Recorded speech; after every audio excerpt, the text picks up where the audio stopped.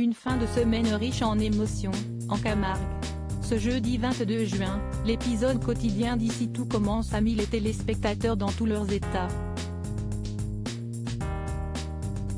Il y a quelques jours déjà, TF1 avait fait savoir que les protagonistes de la série culinaire feraient bientôt face à une catastrophe. Attention, spoiler en vue.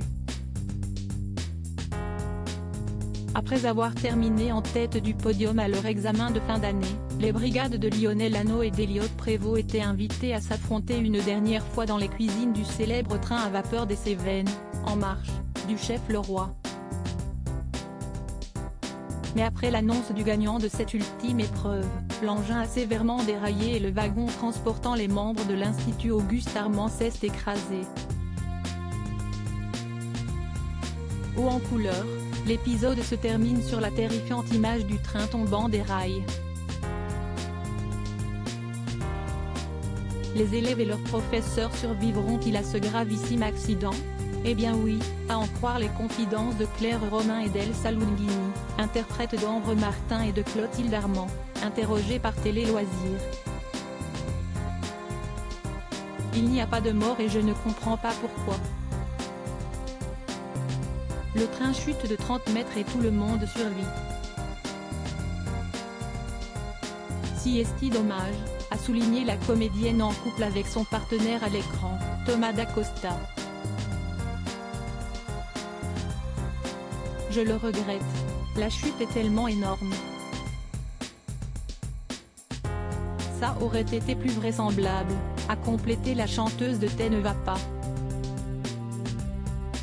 Supérieur à Vanessa Demouy, Frédéric Diefenthal, Agustine Galliana, zoom sur la vie sentimentale du casting d'Ici Tout Commence. Pas de décès dans Ici Tout Commence, affirme la productrice. Mais pourquoi les scénaristes d'Ici Tout Commence ont-ils choisi de ne pas sacrifier l'un des personnages de l'Institut?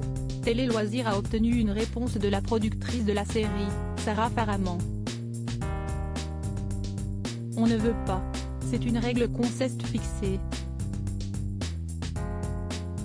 Je ne sais pas encore si cette règle évoluera dans le temps. Après, il y en a déjà eu de morts naturelles, a-t-elle rappelé, en expliquant ce qu'une telle décision pourrait entraîner. Le problème de la mort, c'est qu'il faut traiter les conséquences. Si un élève meurt, tous les autres élèves sont plongés dans un deuil qui peut être long et ce n'est pas ce dont on a envie avec Ici Tout Commence, a-t-elle justifié. Si est-il une série positive qui doit procurer une bulle de bonheur, a insisté celle qui est aussi la productrice de Demain nous appartient. Jeune et solaire, le feuilleton de TF1 a toutefois déjà vu plusieurs de ses personnages importants quitter le prestigieux institut de cuisine.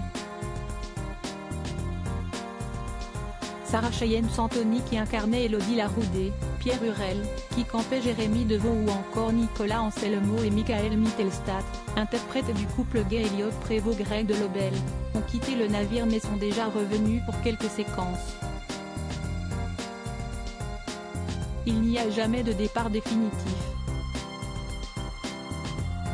Quelqu'un qui s'en va peut revenir, a confirmé Sarah Faraman à Télé Loisirs. Crédit photo, Denis Guignebourg.